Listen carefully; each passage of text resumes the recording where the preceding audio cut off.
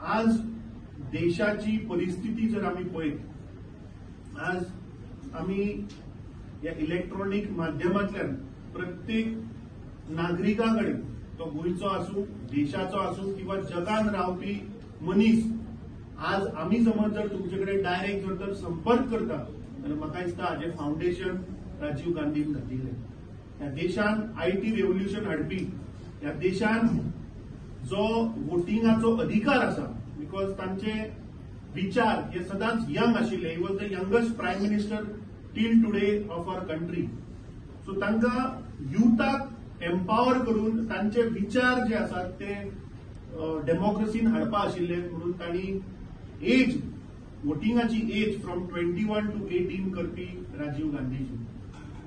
त्याच बरोबर power decentralise करपाक बाबतींत जशें सांगलें की 73rd आणि 74th अमेंडमेंटा जी हाडली, तातूंत पंचायती लेवल मेरेन, म्युनिसिपालिटी लेवल मेरेन पावर डिसेंट्रलाइज करपाक तांणी म्हाका दिसता सगळ्यांक एम्पावर केलें. वुमन एम्पावरमेंटाक सुद्धा तांणी काम केल्लें आसा.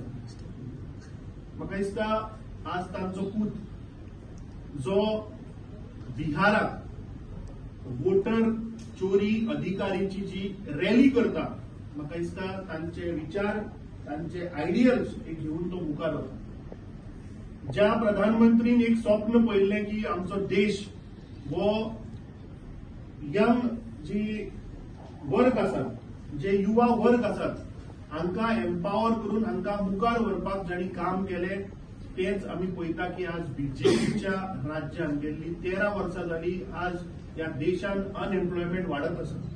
ह्या देशान जे बेसिक सुविधा ज्यो आसात त्यो आज लोकांक मेळना. राजीव गांधीजी ह्या देशाचे युनिटी, डायव्हर्सिटी भितर तांकां एक विश्वास आशिल्लो. He used to believe in to harmony. ताका लागून आयचो दीस हो सद्भावना दीस म्हणून आमी मनयतात.